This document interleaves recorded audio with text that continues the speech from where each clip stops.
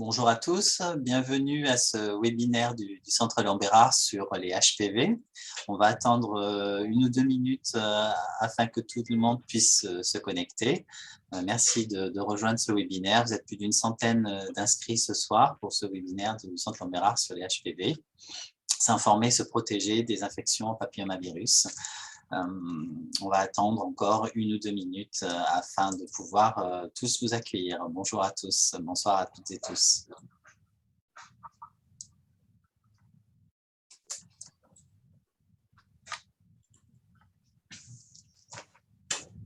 Je suis embêté pour avant, je ne vois plus.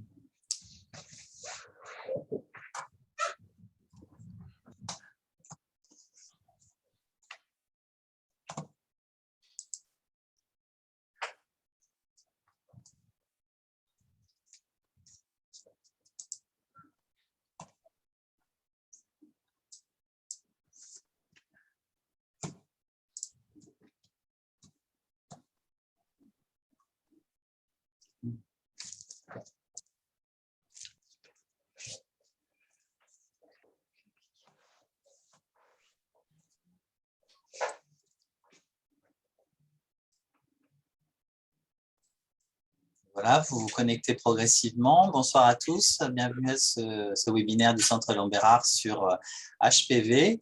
On va pouvoir démarrer tranquillement ce webinaire qui sera donc très participatif. Vous allez le voir sur un mode avec un certain nombre de quiz que l'on va vous proposer tout au long de la soirée. Donc, vous pourrez interagir avec nous. Donc, je suis Julien Cartier, responsable de l'information des publics au sein du département prévention, cancer, environnement du Centre Léon Bérard. Donc, j'ai le plaisir de modérer cette soirée qui va être animée par 2 médecins du Centre Léon Bérard, le docteur Léa Rossi, qui est chirurgienne en cancérologie gynécologique au CLB, et le docteur Christine Rousset-Jablonski, qui est gynécologue médicale au Centre Léon Bérard. Merci à toutes deux de leur disponibilité pour participer avec nous à cette soirée, donc qui va durer 1 heure, pendant laquelle vous allez pouvoir poser toutes vos questions. Et pour cela, vous avez un onglet à votre disposition. Donc, il y a l'onglet discussion que vous utilisez déjà pour nous dire bonsoir, et donc bonsoir à nouveau à tous et toutes. Mais utilisez l'onglet Q&A, donc questions et réponses, qui est prévu dans Zoom, qui va vous permettre, donc QR, qui vous permet de poster toutes vos questions et qui va nous permettre ensuite de pouvoir échanger avec le docteur Rossi et le docteur Rousset-Jablonski sur l'ensemble de vos questionnements. Donc, n'hésitez pas à utiliser cette fonction. On va pouvoir démarrer avec une première partie. Et donc, je vais avancer donc sur le support PowerPoint pour présenter la première question qu'on souhaitait partager avec vous. Donc, je laisse la parole. Bonsoir à tous, merci beaucoup Julien pour cette introduction.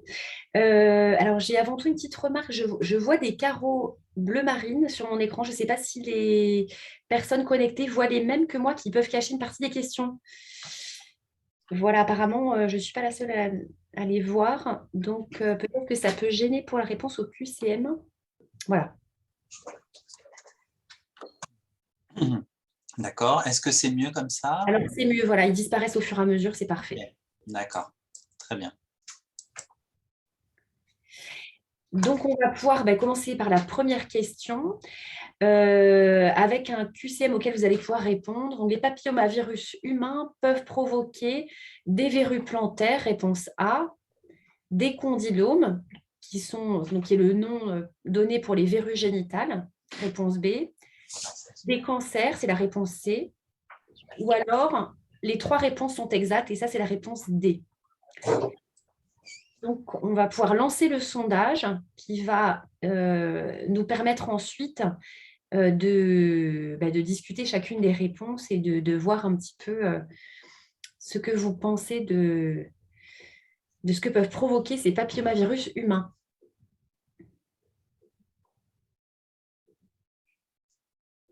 En sachant que vous ne pouvez cocher qu'une seule réponse. Donc, il faut faire un choix.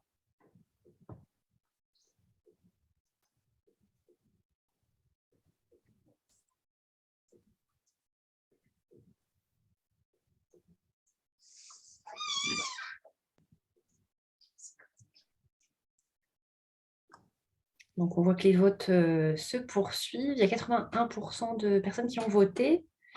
Alors, j'ai l'impression que... Alors, de nouveau, un gros carré bleu. Il y a des gens qui sont à nouveau gênés par un gros carré bleu au milieu.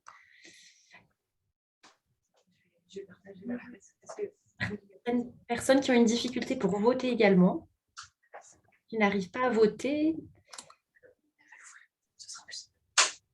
Alors, peut-être qu'on peut supprimer le carré bleu marine. Et donc, le sondage est terminé. Voilà, donc là, on a la répartition des réponses.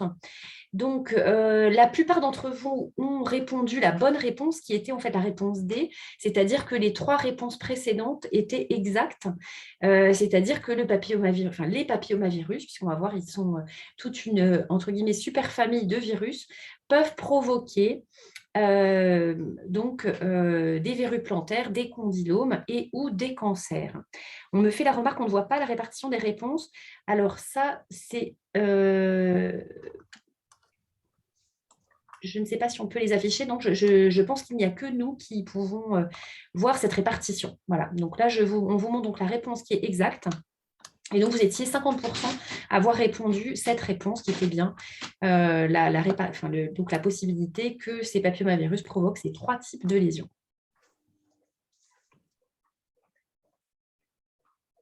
Donc, on va repartager le support pour peut-être éviter là, les petits carrés qui peuvent gêner. Hein.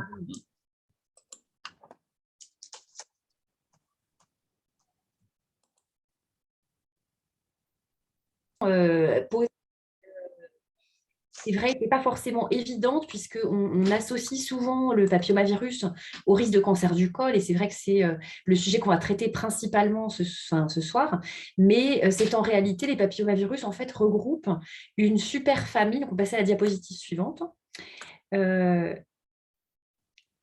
Donc, regroupe une super famille en réalité de 200 virus, parmi lesquels on va retrouver à la fois les virus muqueux, donc qui sont ceux qui peuvent provoquer les lésions, notamment de cancer du col, mais on a aussi toute une partie des virus HPV qui sont en fait des virus cutanés et qui, eux, vont provoquer des verrues cutanées classiques que vous connaissez, voilà, qui sont des verrues au niveau de la peau. Et puis, donc, c'est ce qui est représenté en fait en bas sur cette espèce de roue. En fait, vous voyez la différenciation historique, phylogénétique des HPV avec toutes les petites branches périphériques. C'est tous les différents types d'HPV qui existent. Donc, on parle d'HPV alpha, bêta, gamma, mais de façon plus simplifiée, on distingue les HPV cutanés, donc qui donnent les verrues, les HPV muqueux qui, eux, vont se répartir, donc ils vont provoquer les lésions génitales et muqueuses. Et parmi les HPV muqueux, on distingue 2 sous-types, les HPV bas risque, qui vont être pourvoyeurs de verrues génitales, donc on appelle les condylomes, et les HPV haut risque, qui sont ceux qui nous préoccupent le plus. Alors, les bas risques nous préoccupent aussi, parce que les condylomes peuvent être aussi des lésions qui peuvent être gênantes, mais ce sont les HPV haut risque qui peuvent provoquer les lésions à risque, qui sont à risque de dégénérer potentiellement vers des lésions carcinomateuses. Donc, au total, les HPV humains, les papillomavirus humains peuvent provoquer tous ces types de différentes lésions.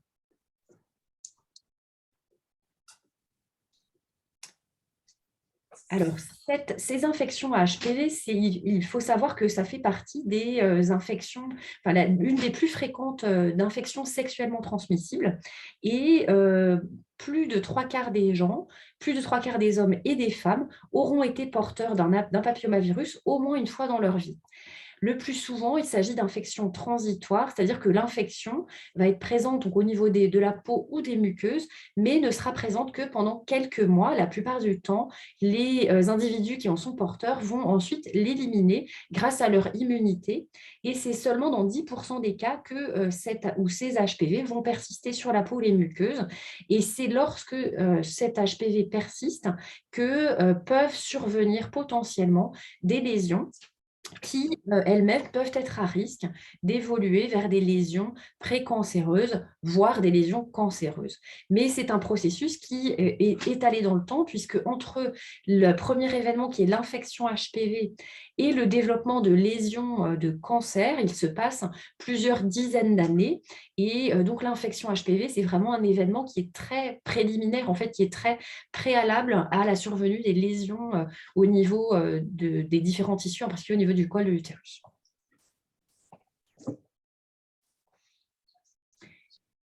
Alors, je pense qu'on va pouvoir passer à la question suivante.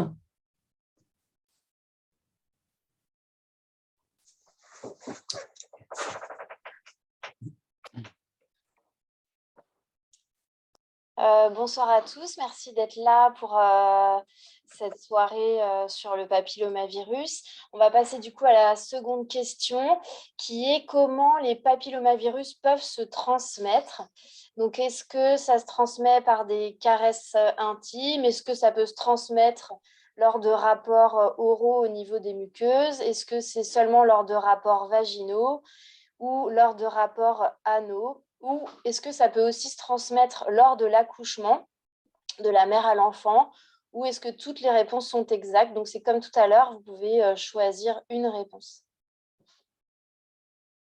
On vous laisse voter, du coup.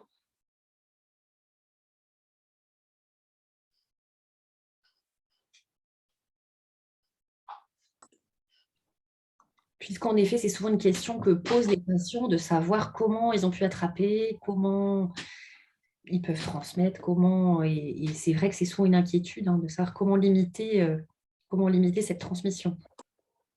Mm.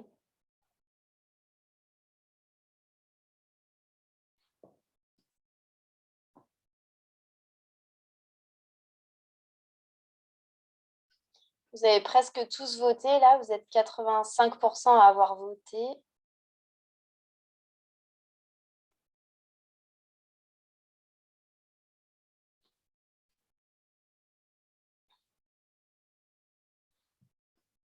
Quasiment tout le monde a voté, j'ai l'impression que ça bouge plus trop. Ok.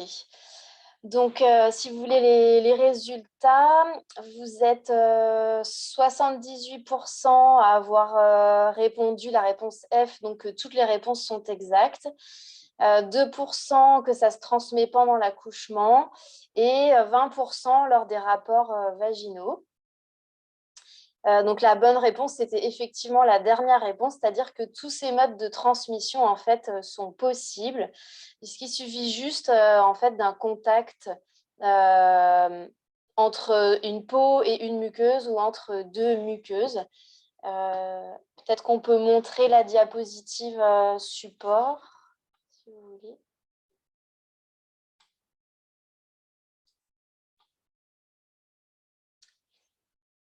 En fait, je ne sais pas si c'est clair pour tout le monde ce que c'est une muqueuse. En fait, une muqueuse, c'est ce qui permet de faire une frontière entre, on va dire, l'intérieur du corps et l'extérieur. Et donc, la muqueuse, on en a au niveau de la bouche, au niveau du vagin, au niveau de l'anus notamment. Et donc, tous ces endroits sont quand même assez sensibles au papillomavirus. Donc, il suffit que deux parties soient juste en contact pour favoriser la transmission du virus. Ça veut dire que quel que soit en fait le type de contact, que ce soit au niveau génital ou au niveau de la bouche, ça peut se transmettre. Et ça veut dire que comment on fait pour s'en protéger notamment? Est-ce que le préservatif ça sera suffisant pour empêcher le contact? Comme vous pouvez l'imaginer, pas dans tous les cas. Et même, en fait, la plupart du temps, ça ne suffit pas pour empêcher le papillomavirus parce qu'il y a toujours des zones de peau ou de muqueuse qui peuvent être quand même en contact, indépendamment du préservatif.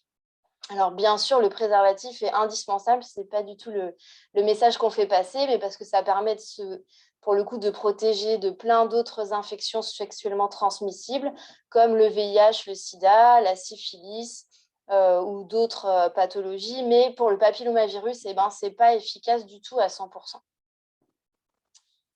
Voilà. Je ne sais plus s'il y avait une diapo d'après, il me semble. Ah oui, c'était pour, je ne sais pas si vous avez déjà vu à quoi ça ressemble, ces fameuses verrues génitales. En fait, sur la droite de l'écran, vous avez comme des petites verrues qui sont en relief sur la peau. Et ça, ben, ça peut se trouver sur la vulve chez les filles, sur le pénis chez les garçons, ou même autour de l'anus, ou parfois dans la bouche également. Donc ça, c'est les verrues muqueuses. C'est en général pas des HPV qui sont à risque de dégénérescence de cancer, mais ça doit quand même faire consulter parce que ça veut dire qu'on a quand même une sensibilité au papillomavirus et que peut-être on peut en porter d'autres qui peuvent être un peu plus embêtants. Et donc ça, c'était l'aspect sur une muqueuse. Et ensuite, sur le col de l'utérus, vous voyez à gauche, il y a un schéma de l'utérus avec la partie au milieu qui est ce qu'on appelle le corps de l'utérus, qui est prolongé en fait en bas par le vagin. Et la petite partie entre les deux, c'est le fameux col de l'utérus qu'on peut voir du coup lors d'un examen clinique chez les gynécologues, par exemple. Et c'est là qu'on peut aussi avoir du papillomavirus. Et par contre, celui-là, il ne se voit pas du tout à l'œil nu. Vous avez sur la photo un col de l'utérus. Celui-là, il peut être normal ou il peut très bien y avoir un papillomavirus. Et comme ça, à l'œil nu, en général, on ne peut pas le voir. Voilà, donc ça va être l'intérêt de toute la suite du débat. Je pense qu'on peut peut-être passer à la diapo suivante, si vous voulez, à la question d'après. Alors, la question d'après, elle concerne plus spécifiquement les types de cancers qui peuvent être liés aux infections HPV. Et donc, vous avez plusieurs réponses possibles. La réponse A, cancer de la bouche. Réponse B, cancer de l'anus. Réponse C, cancer du col de l'utérus. Réponse D, cancer de la gorge. Réponse E, cancer du pénis. Réponse F, toutes les réponses sont exactes.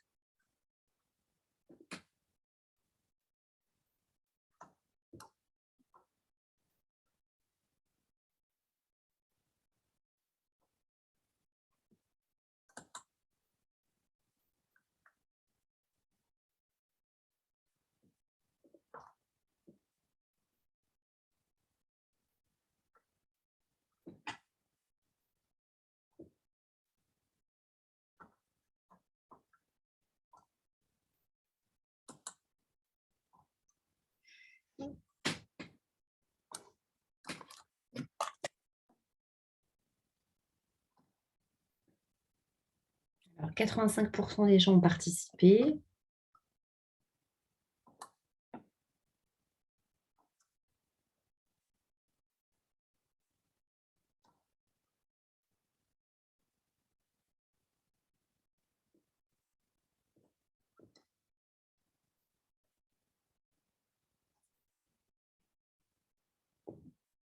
Alors, 88% de sondage. Donc, le sondage est terminé. Donc, vous avez dans la grande majorité des cas répondu la bonne réponse, qui était en fait toutes les réponses sont exactes.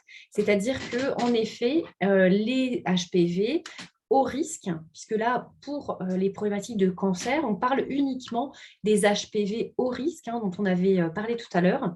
Et donc, ils peuvent à la fois entraîner les risques de cancer au niveau du col de l'utérus, donc qui est celui qui est en général le plus connu et celui dont on parle le plus, mais il est également, enfin, ces HPV au risque sont également pourvoyeurs de cancer au niveau du canal anal, donc au niveau de l'anus, au niveau de la bouche, au niveau de la gorge, au niveau du pénis. Donc, toutes ces réponses étaient exactes. On va pouvoir passer à la diapositive suivante.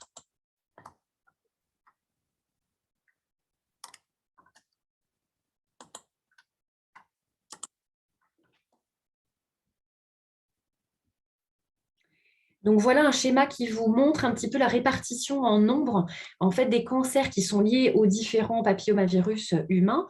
Donc, le rond rose, ça correspond au cancer du col de l'utérus, qui est le plus fréquent.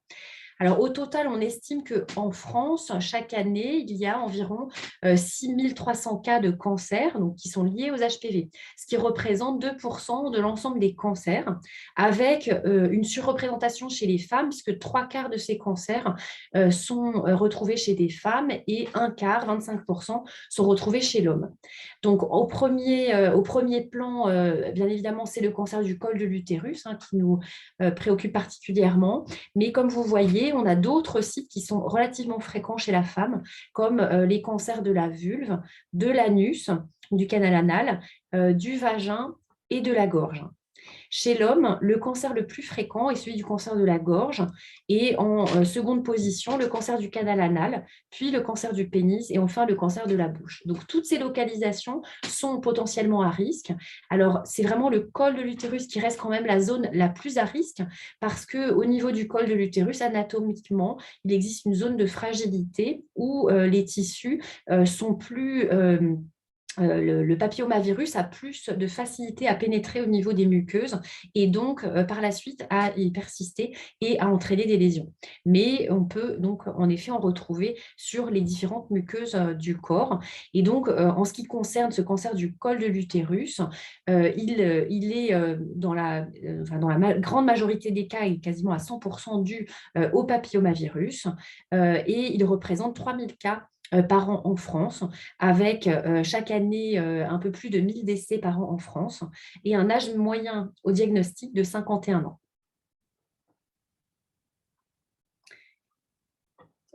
Diapositive suivante, qui permet d'instruire la 4e question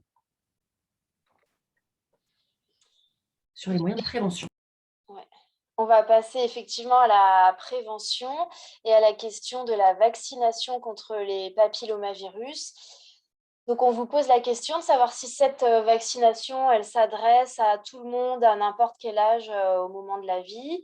Est-ce que le vaccin est seulement pour les jeunes filles?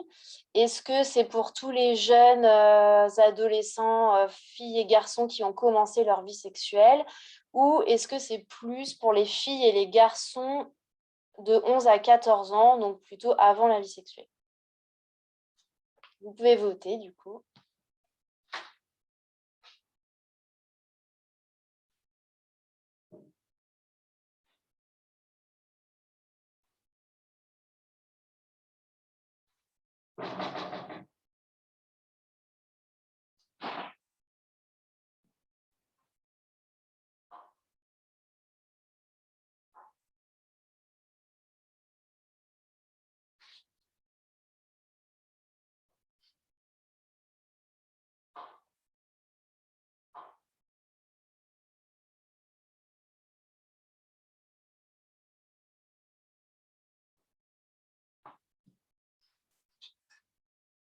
Alors, du coup, le sondage est terminé.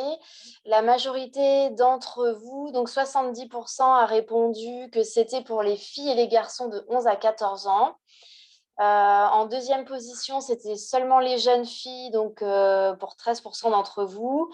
Et ensuite, quelques-uns ont répondu que c'était tout le monde à n'importe quel âge et d'autres plutôt les jeunes qui ont commencé leur vie sexuelle. Et donc, la réponse, bravo pour la majorité d'entre vous, c'était effectivement les filles et les garçons de 11 à 14 ans. Et je vais vous expliquer pourquoi. Du coup, si on peut peut-être passer à la diapo suivante.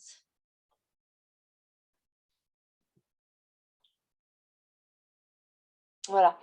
Donc, pour qui ça s'adresse, le vaccin? Donc, vous l'avez bien dit, ce n'est pas seulement pour les filles, parce que les garçons aussi sont concernés par le portage et les maladies éventuellement qui peuvent être causées par le papillomavirus. Et en fait, c'est très important de le faire avant de rencontrer le virus.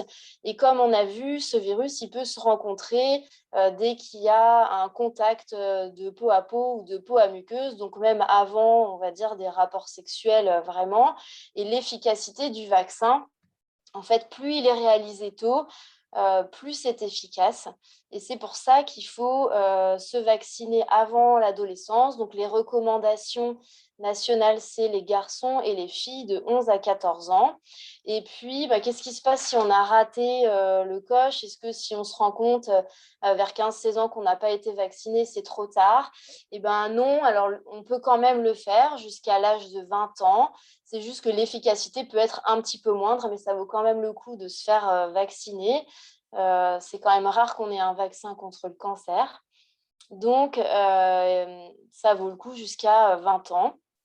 Et puis, ça peut être prolongé aussi jusqu'à 26 ans pour les hommes ayant des relations sexuelles avec des hommes, parce qu'il y a quand même une prépondérance aussi du papillomavirus au niveau anal.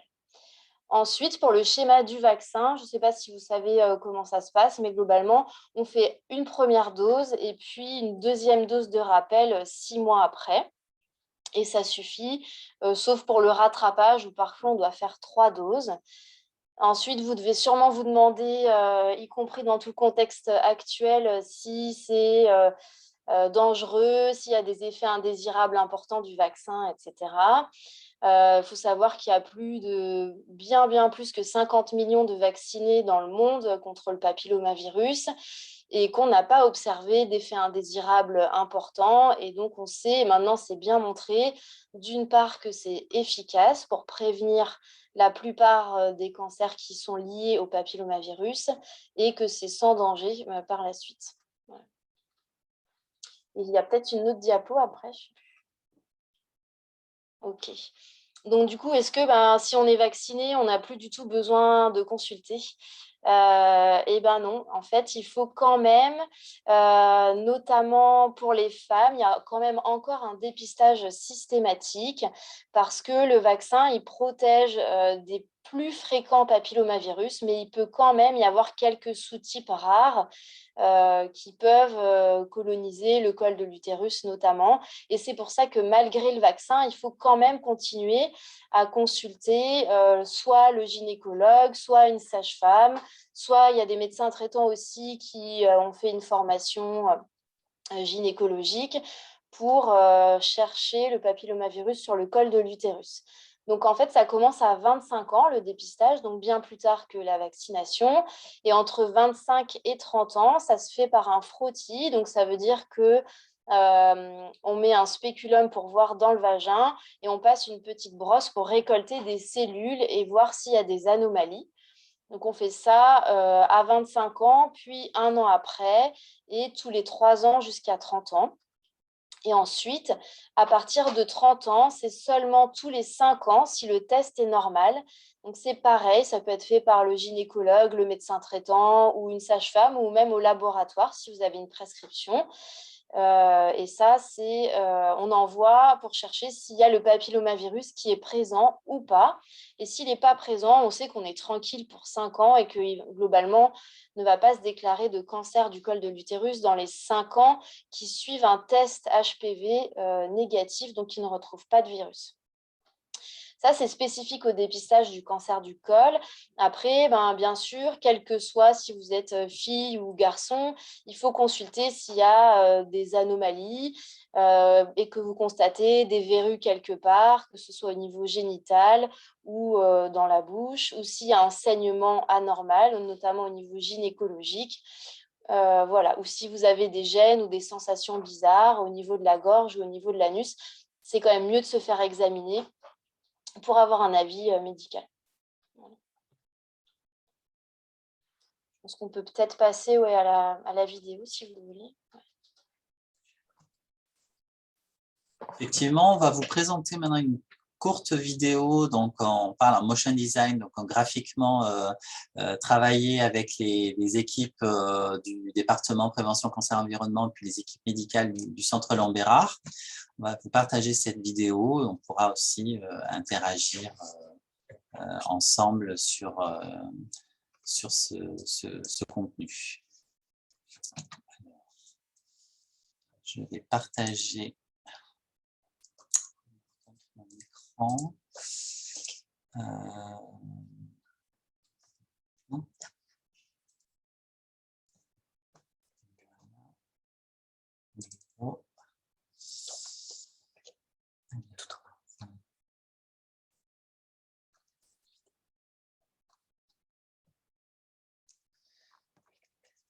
Tac.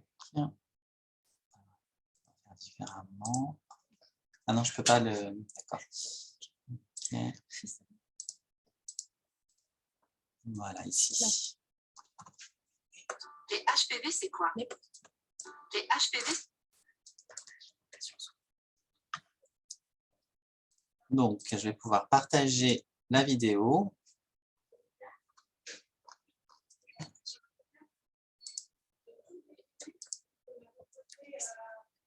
Les HPV, c'est quoi? Comment t'en protéger? Sarah a 18 ans.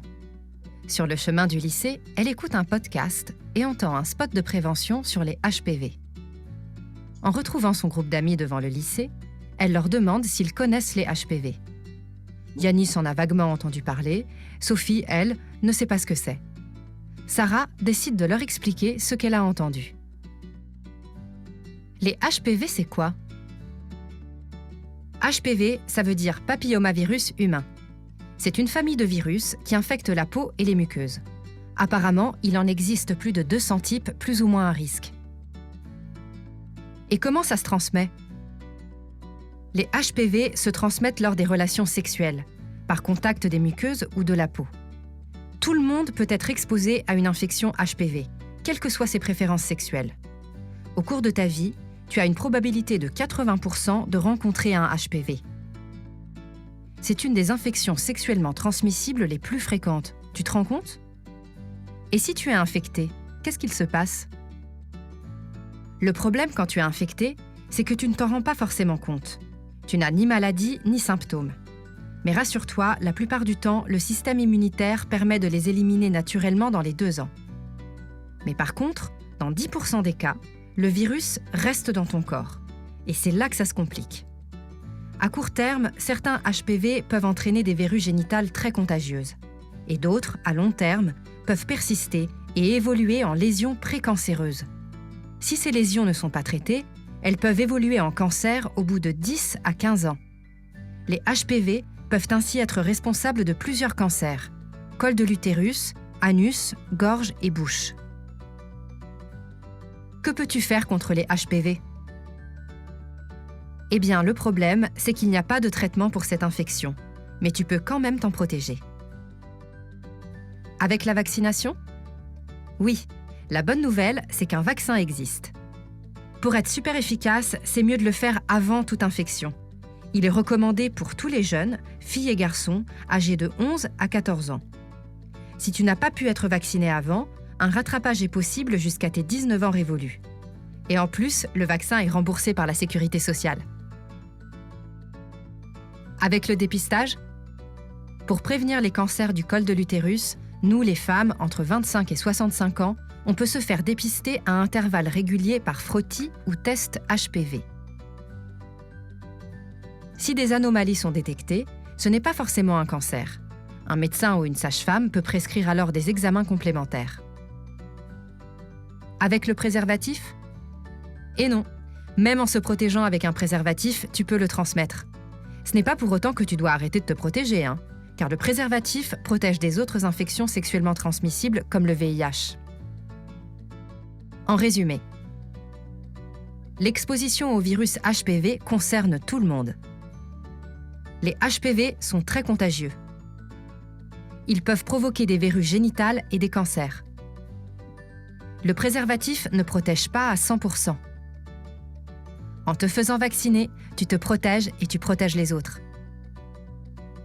Alors, n'hésite pas à en parler à tes parents, à ton médecin ou dans un centre de dépistage gratuit autour de chez toi.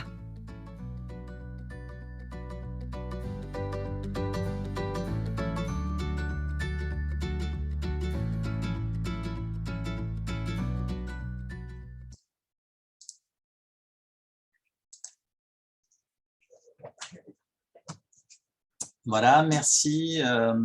Et je pense que cette vidéo va susciter pas mal de questions. Il commence déjà à y en avoir un certain nombre que vous avez posées. Afin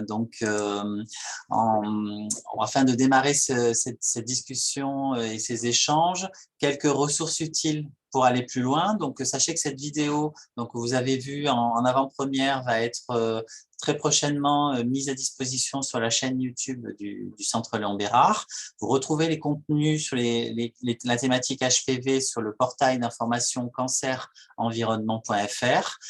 Également, dans l'exposition digitale prévention, donc prendre soin de soi et prévenir les risques de cancer, avec un nouveau site internet, donc expo prendre soin de soi.fr, et vous avez le panneau d'information sur HPV et des ressources utiles sur le site de l'Institut national du cancer, de Santé publique France et de la Ligue, qui est très impliquée dans la prévention et la lutte contre les HPV et la vaccination HPV.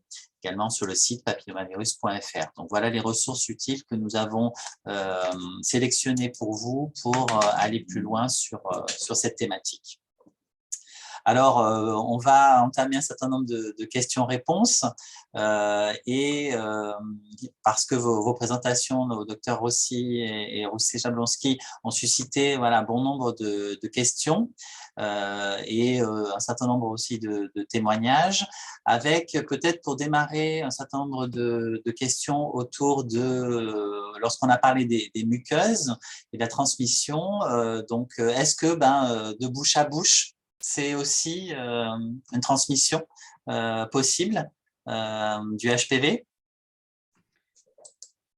Alors, c'est théoriquement un type de transmission qui est possible. Après, la concentration de virus sur les muqueuses joue probablement sur le risque de transmission. Et en l'occurrence, en général, l'HPV est plus concentré au niveau des muqueuses génitales. Et donc, c'est plutôt quand il y a un contact au moins avec une muqueuse génitale qu'il y a le plus de risque de transmission. Mais en effet, techniquement, une transmission de bouche à bouche reste possible, même si elle est beaucoup moins fréquente. D'accord. Pas mal de questions sur les verrues plantaires ou les verrues sur les mains. Est-ce qu'elles peuvent infecter les muqueuses?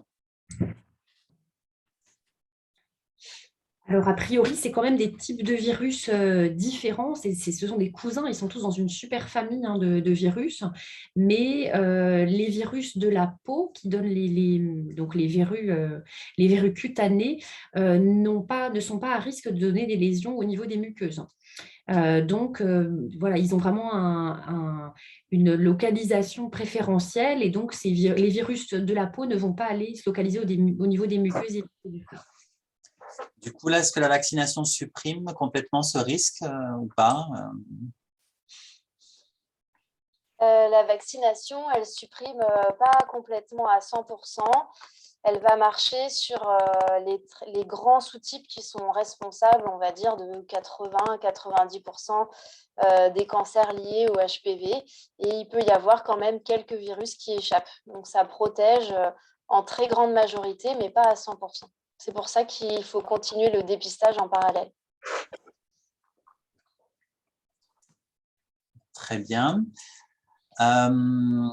D'autres questions sur la vaccination? Donc, si plus de 14 ans pour les jeunes filles, combien de doses?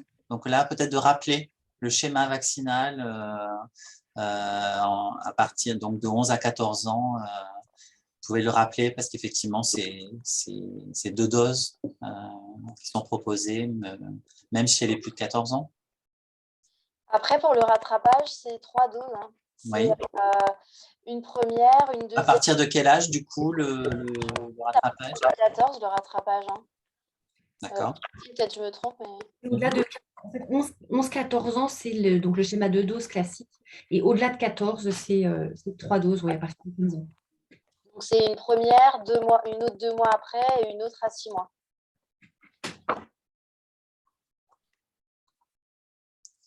Très bien. Il y a une personne plus adulte, 49 ans, sa gynécologue lui conseille de se faire vacciner. N'est-ce pas un peu tard? Qu'en pensez-vous? Ça dépend un petit peu du contexte. Parfois, si on a... Alors, c'est en dehors des recommandations classiques de prévention. Ce qu'on sait, c'est que plus on se vaccine tard et moins c'est efficace. Ça ne veut pas dire que ça ne l'est pas du tout. Et du coup, ce n'est pas remboursé après l'âge de 20 ans du rattrapage. Maintenant, ce n'est pas forcément pour ça qu'il ne faut pas le faire du tout.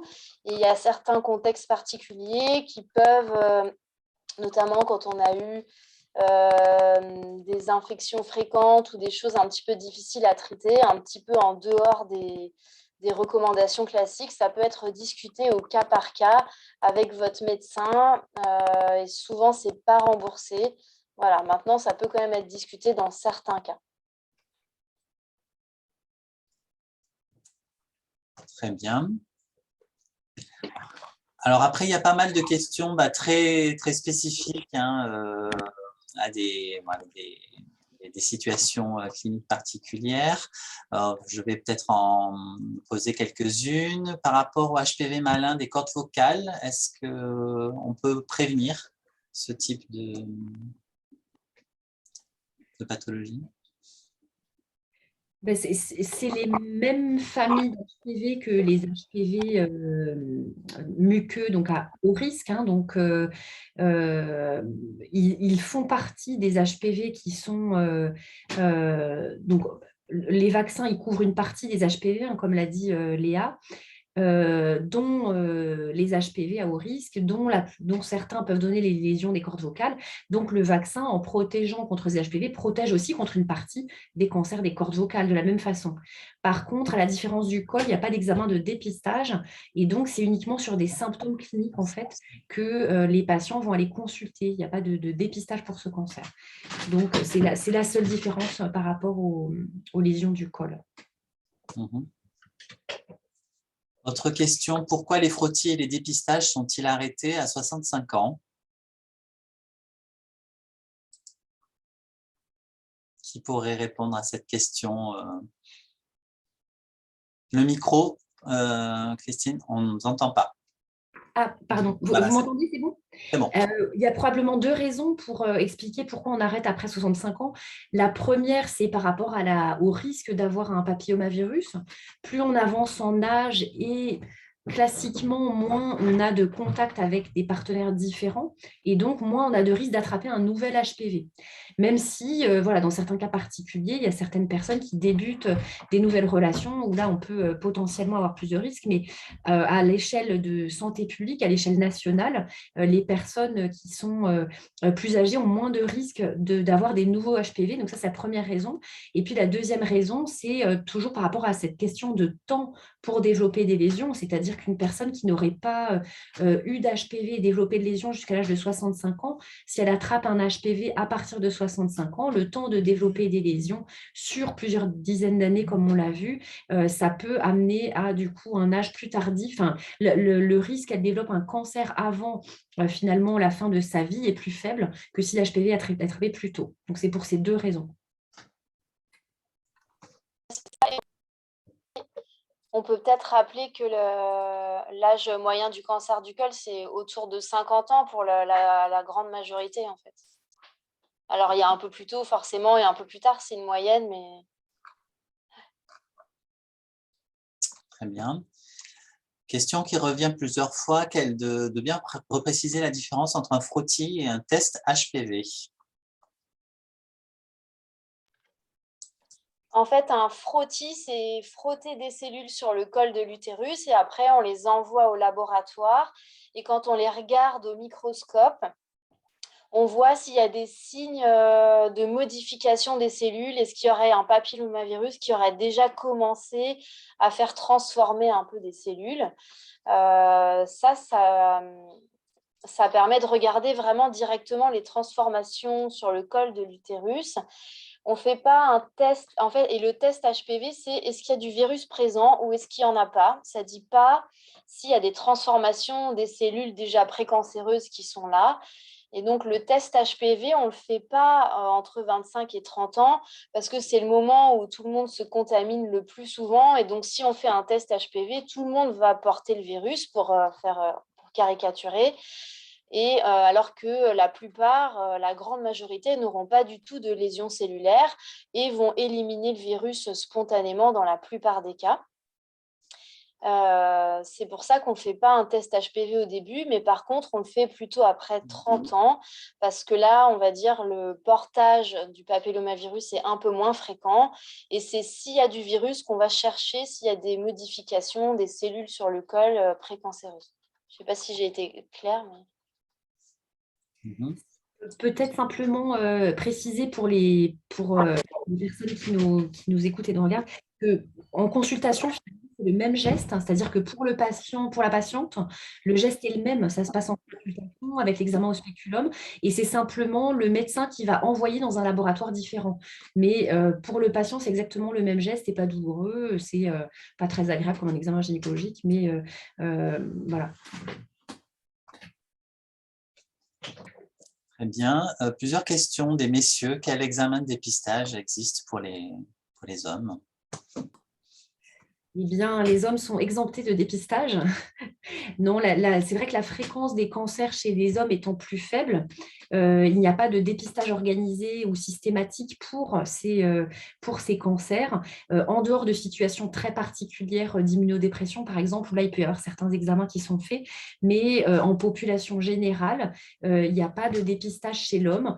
C'est donc vraiment en fonction de l'examen clinique, c'est-à-dire s'il y a des symptômes, si le patient présente des symptômes particuliers, donc au niveau ORL, au niveau de la gorge ou de la bouche, ça peut se traduire par des problèmes de saignement, par des douleurs, voilà, par des lésions visibles. Et au niveau des organes génitaux, ça sera également par des lésions qui sont visibles à l'œil nu qui devront amener à faire consulter. Très bien. Plusieurs questions de personnes qui disent qu'ils sont positives au HPV et demander quoi faire pour son conjoint. Qu'est-ce qui pourrait être recommandé en termes d'action à mener, de dépistage pour le conjoint? En fait, pour le conjoint, il y a 2 questions. La première, effectivement, c'est comment ne pas lui transmettre. En fait, en général, quand c'est le conjoint, il l'a déjà ou il l'a déjà croisé, mais c'est juste qu'il n'a pas de symptômes et c'est très difficile ou quasiment impossible de ne pas le transmettre, en fait, si on le porte. Mais c'est juste que, alors les hommes font quand même moins, gardent quand même un petit peu moins l'infection au papillomavirus que les femmes. Et l'autre chose, c'est que en fait, on peut seulement conseiller d'aller consulter si jamais il y a, comme le disait Christine Rousset, une lésion sur le pénis ou ce genre de choses, ou pour les femmes sur la vulve, mais on ne peut pas empêcher la transmission. Et après, il y a des gens qui sont en contact avec des papillomavirus et qui ne vont jamais développer l'infection persistante, même la plupart du temps. Ok, merci. Donc, il y a encore beaucoup de questions, hein, donc je vais les prendre au fur et à mesure, notamment lorsqu'on a été détecté positif en haut grade au col de l'utérus, faut-il faire vérifier la gorge ou d'autres endroits? On revient un petit peu à la question qu'on a discutée avant, c'est-à-dire que s'il n'y a pas de symptômes, il n'y a pas à ce jour de recommandation d'examen systématique. Donc, même si on est porteur d'un HPV, en effet, on peut s'interroger sur le fait qu'on a plus de risques de développer des lésions ailleurs, mais à ce jour, il n'y a pas d'examen systématique parce que, encore une fois, ça reste des lésions qui sont plus rares et que les examens qu'on va réaliser, autant au niveau du col, on a donc le frottis et puis donc qui nous permet d'avoir un examen préalable pour dépister des lésions. Pour les autres localisations, ça va être d'emblée des examens qui vont être un peu plus, entre guillemets, invasifs, qui vont nécessiter d'aller regarder avec une caméra ou de faire des biopsies. Et donc, c'est vraiment uniquement si on a une suspicion sur des symptômes.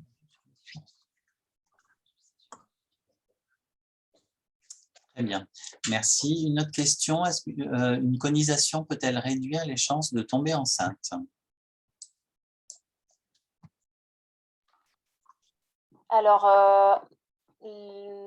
la probabilité de tomber enceinte quand on a eu une conisation, elle n'est pas abaissée, c'est-à-dire qu'il peut y avoir fécondation de la même façon et la grossesse peut s'implanter de l'utérus de la même façon la plupart du temps. Ce qui peut changer quand on a eu une conisation, c'est que ça peut effectivement, en fait, on réduit quand même un peu la longueur du col de l'utérus, donc il est rendu un peu plus court par le fait d'avoir enlevé une portion en forme de cône, c'est pour ça qu'on appelle ça conisation. Et donc, ça peut quand même favoriser une perte de grossesse, par exemple une fausse couche tardive ou un accouchement prématuré. Maintenant, on prend quand même avec différentes techniques le minimum possible de col de l'utérus pour essayer de garder sa fonction et ne pas abîmer justement en cas de grossesse. En fait, on est souvent partagé entre prendre assez largement pour enlever les lésions précancéreuses et en même temps, on fait toujours très attention à prendre vraiment le strict minimum pour abîmer le moins possible. Voilà, mais il y a quand même un petit sur-risque de faire une fausse couche ou d'accoucher prématurément. Très bien, merci. On a pas mal de questions sur les ressources utiles et les liens Internet sur lesquels se renseigner. Donc, on mettra bien toutes les informations sur le replay du webinaire en lien ressources et en description avec les liens. On va continuer encore sur une série de questions sur les... en lien avec la sexualité. Est-ce que les objets de plaisir peuvent-ils transmettre le HPV? Voilà. Est-ce qu'il y a des réponses à ça? Puisqu'il s'agit de matériaux, enfin de surfaces inertes, normalement, avec une utilisation normale et une bonne hygiène d'utilisation du matériel, non, puisqu'il n'y a pas de risque que l'HPV persiste sous forme vivante sur un matériel qui aurait été nettoyé. Ok. Est-ce qu'il y a une question qui est posée, alors à la fois aussi sur la sexualité, donc il y en a peut-être deux questions. Une sexualité épanouie ou un environnement favorable permet-il de guérir spontanément d'un cancer à papillomavirus? Est-ce qu'on peut répondre à cette question? Et est-ce que cet MST n'est pas encore méconnu par rapport à d'autres sur lesquels on parle plus? Qu'est-ce que vous en pensez? Alors, concernant la sexualité épanouie, l'environnement favorable, alors la question est compliquée. Guérir spontanément d'un cancer à papillomavirus, probablement non. Ce qui est clair, c'est que l'hygiène de vie peut aider à guérir spontanément de lésions précancéreuses. C'est-à-dire que tant que la lésion n'est pas arrivée au stade de cancer, il peut y avoir des guérisons spontanées si l'immunité arrive à faire partir les lésions et à terme à faire partir l'HPV. Et la qualité de vie joue probablement sur l'immunité, donc peut aider aussi à faire partir cet HPV. Quand on est arrivé par contre au stade de cancer, malheureusement, là, il n'y a plus de régression possible. Et donc, il faut nécessairement passer par des traitements. Même si on a une qualité de vie qui est bonne, même si on a une bonne hygiène de vie, même si on a une sexualité épanouie, ça ne va pas permettre de faire régresser les gens du cancer. Par contre, une fois qu'on a été traité pour un cancer, le fait d'avoir une sexualité épanouie et une bonne qualité de vie améliore diminue les risques de récidive, améliore la survie après cancer. Donc, voilà, on va dire qu'il va quand même falloir passer par un traitement, mais en effet, ce sera probablement un élément favorable pour favoriser la guérison. Bien, merci. Autre question, est-ce que les cancers du col sont-ils liés seulement au papillomavirus?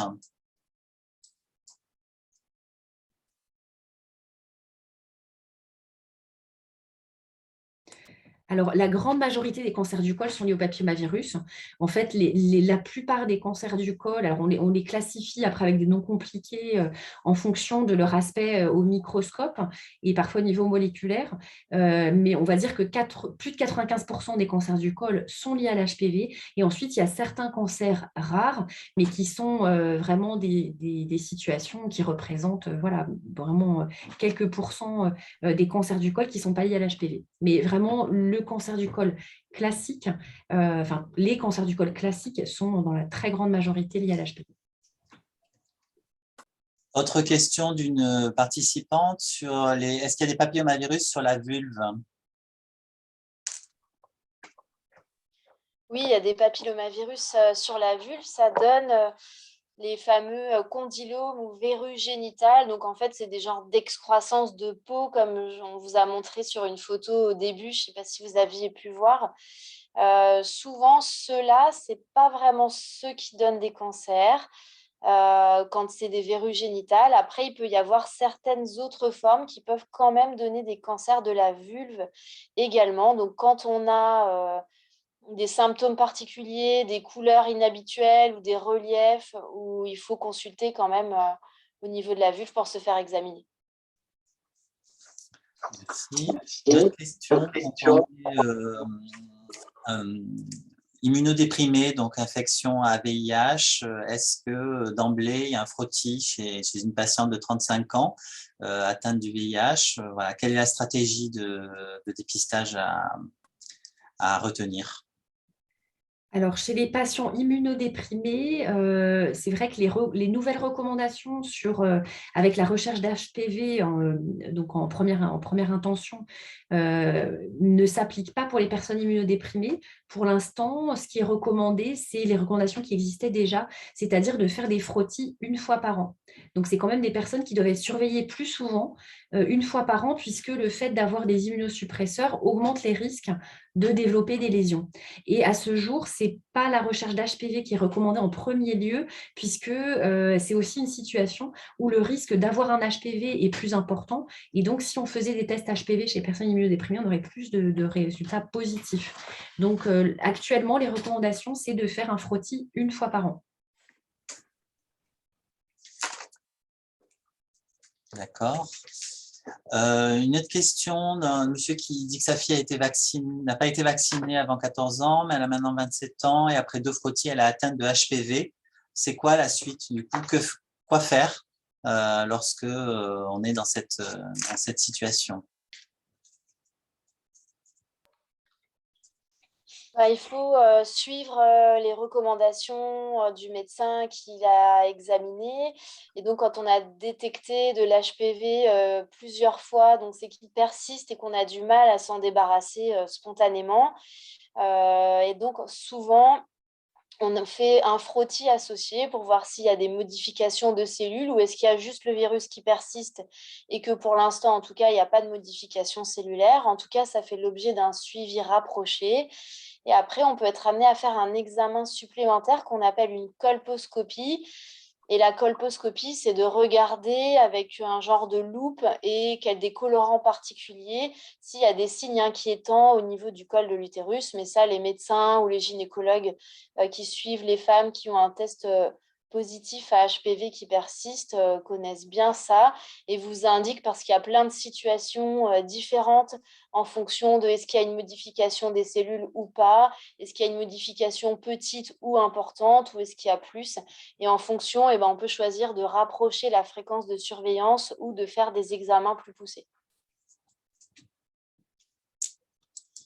D'accord, très bien, merci.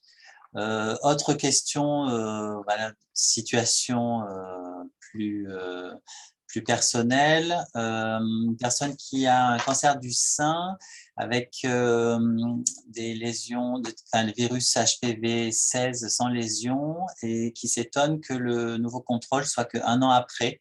Est-ce qu'il y a une raison? Et est-ce que le fait qu'elle ait un cancer du sein baisse l'immunité, que ça peut se développer plus vite ou pas? Voilà, c'est une question, une inquiétude par rapport à ça. Entre le cancer du sein et le fait de développer une lésion au niveau du col. Après, c'est vrai que pendant le traitement d'un cancer du sein, l'immunité peut être abaissée, notamment s'il y a une chimiothérapie. Donc, pendant cette période-là, on ne s'attend pas à ce que la personne arrive à faire partir son HPV par son immunité. C'est vrai, maintenant, quelques mois d'immunodépression pendant la chimiothérapie, ça reste court et donc peut avoir une durée courte pour que ça puisse entraîner vraiment une progression des lésions. Et donc, si on lui a recommandé de faire une surveillance à 1 an, c'est probablement qu'il n'y avait pas de lésion de dysplasie, c'est-à-dire pas de lésion liée à l'HPV, c'est-à-dire que le HPV était présent mais sans lésion, ou alors qu'il y avait une dysplasie de bas grade, qui est une lésion bénigne qui peut tout à fait être suivie seulement 1 an après, puisque c'est vraiment des lésions qui évoluent lentement sur plusieurs années. Très bien, donc on arrive presque au terme de ce webinaire, ça passe très vite, beaucoup de questions. Merci à tous pour vos questions. Une question plus en termes de prévention possible pour limiter les risques de récidive après lésions précancéreuses et conisation à 40 ans. Qu'est-ce qui est préconisé en termes de prévention? En termes de prévention, il n'y a pas de choses très particulières. On sait qu'un des facteurs favorisant la persistance du virus qu'on peut contrôler, c'est le tabagisme. On sait que de fumer, en fait, ça diminue quand même un petit peu l'immunité, la réaction pour se défendre aux infections, pour faire schématique. Donc ça, on sait que voilà, si jamais on fume, il faut absolument arrêter pour essayer de ne pas se recontaminer avec le virus ou que le virus s'élimine. Après, à part ça, on n'a pas vraiment de moyens très efficaces pour le faire partir ou pour éviter de le contracter à nouveau. Comme on l'a dit plusieurs fois, le préservatif, ça ne marche pas à 100%. Et après, la vaccination, c'est vraiment du cas par cas. Il n'est pas recommandé à ce jour de vacciner même après 40 ans, les infections persistantes. Voilà. Après, c'est sauf cas très, très, très particuliers.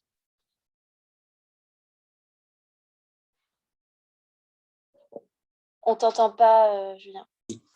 Voilà, merci à vous deux. Peut-être, je vous laisse un dernier mot pour peut-être conclure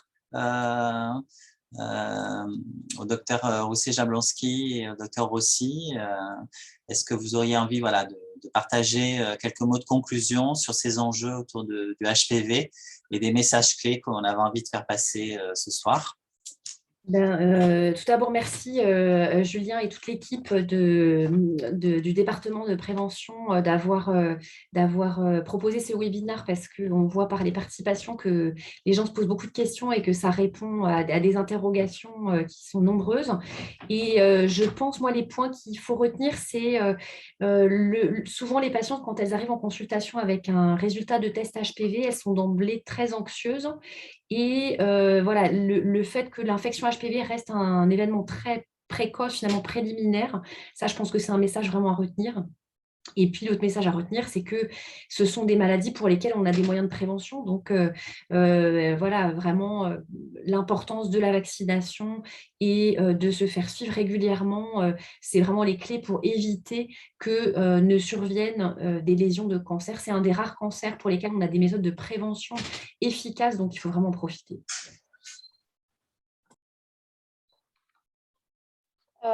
Oui, merci à tous. C'était très interactif. Et voilà, effectivement, je pense que ça répond à beaucoup de questions.